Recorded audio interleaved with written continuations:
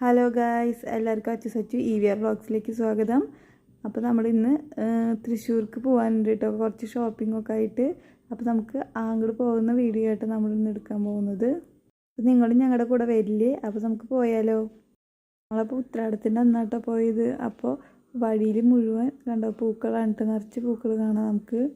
അതുകൊണ്ട് നമുക്ക് നടന്നു പോകുമ്പോൾ സമയം പോണത് അറിയില്ല കേട്ടോ. നമ്മുടെ ആരെങ്കിലുമൊക്കെ ഓരോ കിറ്റായിട്ടാട്ടോ വെച്ചേക്കണത്. പിന്നെ തുമ്പപ്പൂവൊക്കെ വെച്ചിട്ടുണ്ടായിരുന്നു കേട്ടോ. ഞാൻ ആദ്യമായിട്ടാട്ടോ തുമ്പപ്പൂവൊക്കെ വിൽക്കാൻ വെക്കുന്നത് കാണുന്നത്.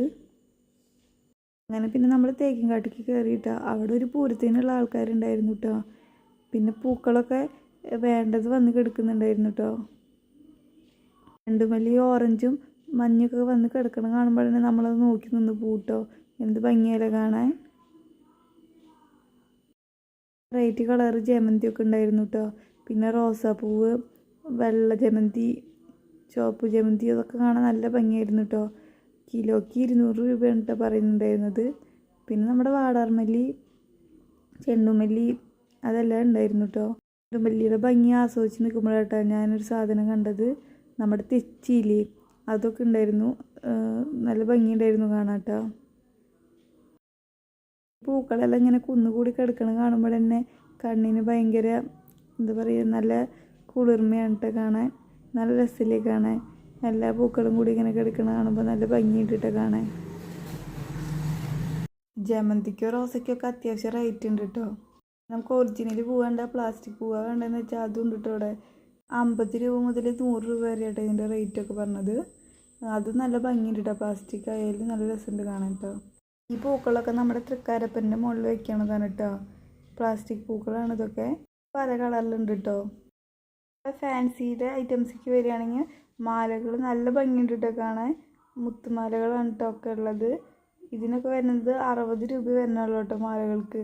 നല്ല രസമുള്ള മാലകളാണ് ഉള്ളത്. നമ്മുടെ സെറ്റ് സാരികളുടെ കളക്ഷൻ എന്ന് പറഞ്ഞാൽ എന്ത് ഭംഗിയെന്നറിയോ, കുറേ ഉണ്ട് കേട്ടോ. വെറും 150 രൂപയൊക്കെ വരുന്നുള്ളൂ കേട്ടോ. പിന്നെ ഗ്ലാസിൻ്റെയും പിന്നെ വാച്ചിൻ്റെയും അടിപൊളി കളക്ഷൻസ് ആയിട്ടുള്ളത്. അതിനൊക്കെ വെറും 100 രൂപയുള്ളൂ കേട്ടോ. വീണ്ടും നമ്മൾ ഫാൻസി ഷോപ്പിൽ തന്നെയാട്ടോ എത്തിയേക്കണത്. ഇവിടെ കമ്മലുകളുടെ കളക്ഷൻ ആയിട്ടുള്ളത്. കുറേ കമ്മലുകളുടെ കളക്ഷൻ ഉണ്ട് കേട്ടോ. അതിനൊക്കെ 30 രൂപ 20 രൂപ മാത്രമേ ഉള്ളൂ കേട്ടോ. നല്ല ഭംഗിയുണ്ട് കാണാൻ കേട്ടോ. എല്ലാ പ്രായക്കാർക്ക് പറ്റിയ കമ്മലൂടെ ഉണ്ട് കേട്ടോ. നല്ല രസമുണ്ട് കാണാല്ലേ. ഇപ്പം നമുക്ക് അധികം കാണാത്ത വളകളാണ് കേട്ടോ, കുപ്പി വളകൾ. അതിൻ്റെ കളക്ഷൻ വേണ്ടതുണ്ടായിരുന്നു കേട്ടോ. പിന്നെ ചിരട്ടുകൊണ്ട് ഉണ്ടാക്കിയ സാധനങ്ങളൊക്കെ ഉണ്ടായിരുന്നു കേട്ടോ. പിന്നെ ഇന്ന് ഉത്രാടമായ കാരണം തോന്നുന്നു നല്ല തിരക്കാണ് കേട്ടോ. അതുപോലെ ജെൻസിൻ്റെ ഷർട്ടിനൊക്കെ ഭയങ്കര വില കുറവായിരുന്നു കേട്ടോ. 200 രൂപയോ മറ്റോ ഉണ്ടായിരുന്നുള്ളൂ കേട്ടോ ഷർട്ടുകൾക്കൊക്കെ. പിന്നെ ഇത് മുഴുവൻ മൺചട്ടികളുടെ ഒരു സെക്ഷനായിരുന്നു കേട്ടോ.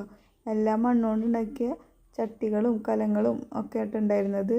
പിന്നെ മണ്ണുകൊണ്ട് ഉണ്ടാക്കിയ ശില്പങ്ങൾ, പിന്നെ മൺകൂജകൾ, മണ്ണുകൊണ്ട് ഉണ്ടാക്കിയ പത്തിരി ചട്ടി, അങ്ങനെ എല്ലാതും മണ്ണുകൊണ്ട് ഉണ്ടാക്കിയതാട്ടോ. ഞാൻ ആദ്യമായിട്ടാണ് മണ്ണിൻ്റെ കിണ്ണും പത്തിരിച്ചട്ടി അങ്ങനെയൊക്കെ കാണുന്നത് കേട്ടോ.